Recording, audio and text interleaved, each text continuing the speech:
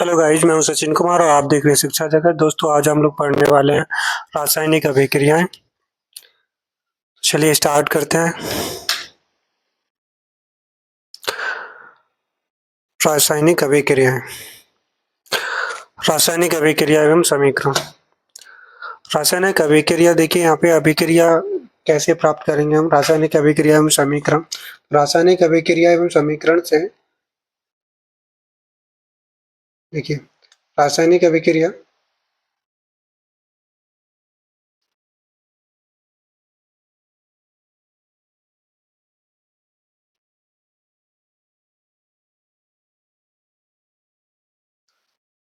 रासायनिक अभिक्रियाएं। रासायनिक अभिक्रिया के प्रकार, अभिक्रिया क्या होती है, अभिक्रिया में क्या-क्या परिवर्तित होता है, समीकरण का बनना, ये हम लोग सीखेंगे। और अभिक्रिया में परिवर्तन होता है। अभिक्रिया क्या होती है, रंग में परिवर्तन होता है, अवस्था में परिवर्तन होता है, उसके तापमान में परिवर्तन होता है। और शाब्दिक समीकरण को सरलतम रूप में लिखना ही क्या होता है, रासायनिक अभिक्रिया होती है।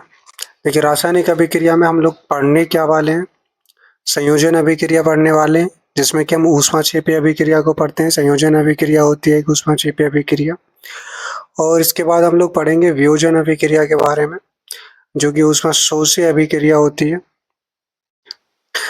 और विस्थापन अभिक्रिया के बारे में हम लोग इस चैप्टर में पढ़ेंगे, ठीक है। और द्विविस्थापन अभिक्रिया के बारे में हम लोग पढ़ेंगे। अवक्षेपण अभिक्रिया भी यही होती है। उपचयन अपचयन अभिक्रिया के बारे में हम लोग पढ़ेंगे इसमें। अब उपचयन के प्रभाव क्या होते हैं, संक्षारण क्या होता है, विकृत गंधिता क्या होता है, ये सब हम लोग पढ़ने वाले हैं। मैग्नीशियम ऑक्सीजन या मैग्नीशियम ऑक्साइड को बनाते हैं तो MgO2, MgO जो बना, देखो ये एक क्या है, असंतुलित रासायनिक समीकरण है। यहाँ पे क्या Mg है, ऑक्सीजन अभिकारक साइड में, लेफ्ट साइड में दो हैं, जबकि इधर एक ही ऑक्सीजन है। इस प्रकार से ये असंतुलित अभिक्रिया है। और यहाँ हम लोग देख पा रहे हैं कि 2MgO2 जो है, इधर 2MgO इधर है और ऑक्सीजन भी दो है। तो राइट साइड जहाँ उत्पाद की ओर देखते हैं तो यहाँ भी क्या हो जाता है, इधर भी दो मैग्नीशियम और दो ऑक्सीजन है, ठीक है। इसके बाद हम लोग देखेंगे यहाँ पे कि संतुलित समीकरण क्या होता है नहीं। और ऊर्जा अवशोषित, जो रासायनिक अभिक्रिया ऊर्जा का अवशोषण करती है, उसमें अवशोषी अभिक्रिया क्या है। और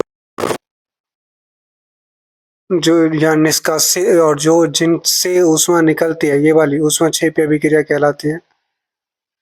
जिनसे ऊष्मा निकलती है वो ऊष्माक्षेपीय अभिक्रिया कहलाती है, और जो ऊष्मा का ग्रहण करते हैं वो ऊष्माशोषी अभिक्रिया कहलाती है। यानी निकलती है, ये यहाँ पे गलत हो गया है, देख लेते हैं।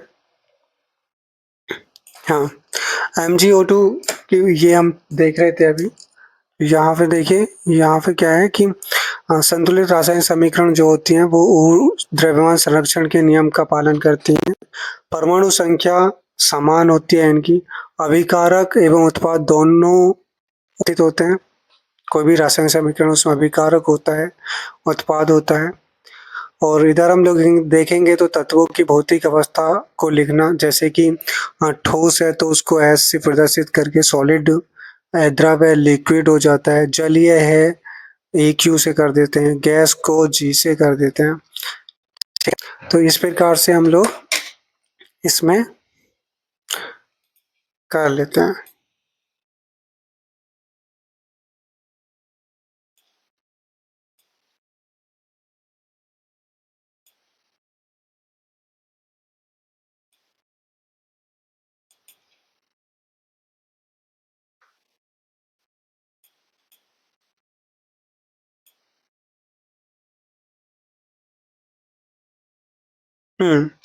अब देखिए, भौतिक एवं रासायनिक परिवर्तन क्या होते हैं। भौतिक एवं रासायनिक परिवर्तन, भौतिक एवं रासायनिक अभिक्रिया। भौतिक एवं रासायनिक अभिक्रिया में हम लोग पढ़ेंगे भौतिक अभिक्रिया। देखिए, भौतिक परिवर्तन क्या क्या हो सकते हैं इसमें।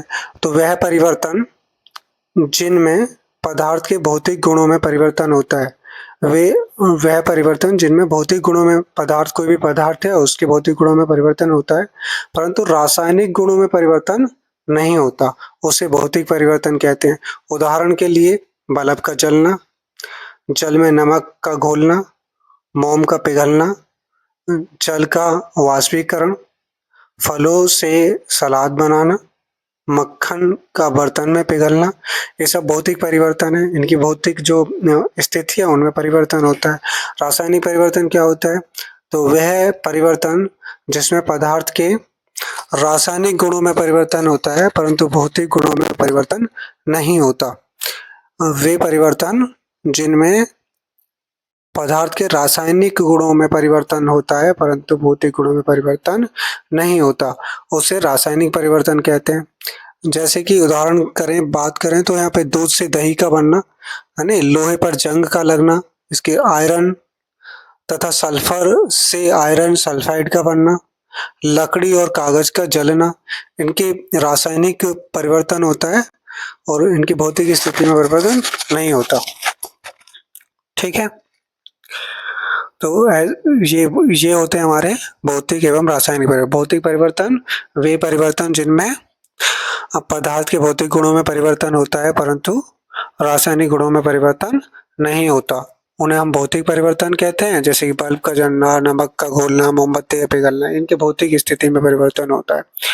ऐसे ही रासायनिक परिवर्तन हो जाएंगे, वह परिवर्तन जिनमें पदार्थ के रासायनिक गुणों में परिवर्तन होता है परंतु भौतिक गुणों में परिवर्तन नहीं होता, उसे रासायनिक परिवर्तन कहते हैं। जैसे दूध से दही का रासायनिक परिवर्तन हो गया।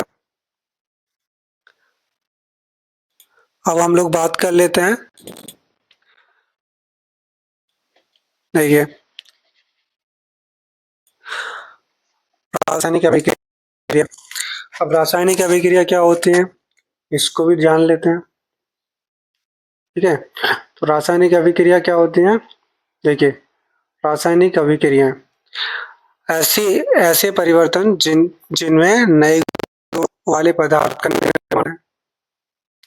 किसी समीकरण के ऐसे परिवर्तन जिनमें नए गुणों वाले पदार्थों का निर्माण होता है उसे हम रासायनिक अभिक्रिया कहते हैं। अथवा रसायनों से संबंधित अभिक्रिया को, रसायनों से संबंधित अभिक्रिया को हम क्या अभिक्रिया बोलेंगे। जैसे कि हम लोग बोल सकते हैं HCl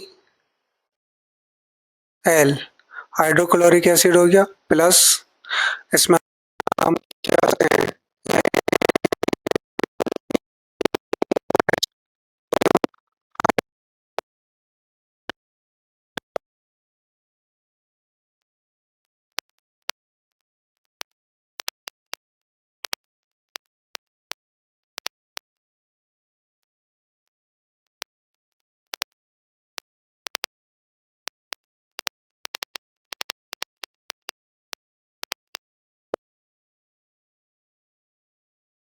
और सोडियम हाइड्रोक्साइड को जो हमने मिलाया तो बना NaCl, सोडियम क्लोराइड, और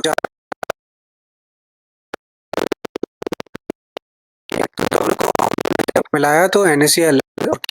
रसायन रसायनों से संबंधित अभिक्रिया कहते हैं।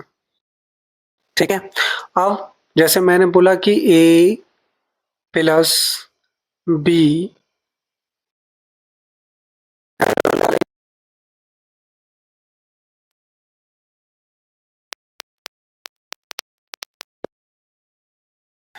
जो तत्व अभिक्रिया में भाग ले, ऐसे पदार्थ किसी रासायनिक अभिक्रिया में हिस्सा लेते हैं, भाग लेते हैं, अभिक्रिया में भाग लेते हैं, अभिकारक कहलाते हैं। क्या कहलाते हैं? इनका निर्माण होता है वो उत्पाद कहलाते हैं। जैसे A और B को मिलाया तो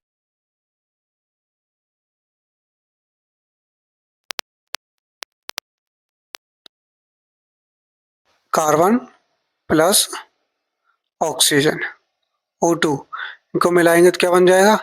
CO2। ठीक है, जैसे Na plus Cl, sodium plus chloride को जो हम लोग मिलाते हैं तो क्या बन जाएगा? NaCl। इस पे पॉजिटिव चार्ज होता है और इस पे नेगेटिव चार्ज होता है। तो ये जो Na जो सोडियम है और जो क्लोरीन है, ये हमारे क्या हो जाएंगे? अभिकारक हो जाएंगे। और ये NaCl ये हमारा उत्पाद बन गया। ठीक है, वे तत्व जो रासायनिक अभिक्रिया में भाग लेते हैं अभिकारक कहलाते हैं, और जो तत्व रासायनिक अभिक्रिया के दौरान पाते हैं और जिनका निर्माण होता है वे सभी उत्पाद कहलाते हैं। उदाहरण के लिए हम लोग जान लेते हैं, जैसे कि भोजन, हमारे शरीर में भोजन का पचना, हमारे शरीर में भोजन का पचना, श्वसन के जो अभिक्रिया श्वसन जो हम लेते हैं, लोहे पर जंग का लगना, ये सब, मैग्नीशियम फीते का जलना, दूध से दही का बनना, भोजन को पकाने की प्रक्रिया, ये सब किसके रासायनिक अभिक्रियाओं के उदाहरण हैं। अब रासायनिक अभिक्रिया को पहचानने के तरीके क्या है? इनकी रासायनिक अभिक्रिया में अवस्था में परिवर्तन हो सकता है, उनका रंग बदल सकता है, रंग में परिवर्तन हो सकता है, तापमान में परिवर्तन हो सकता है और गैस का उत्सर्जन हो सकता है। तो ये सब हमारे रासायनिक अभिक्रिया के क्या होते हैं?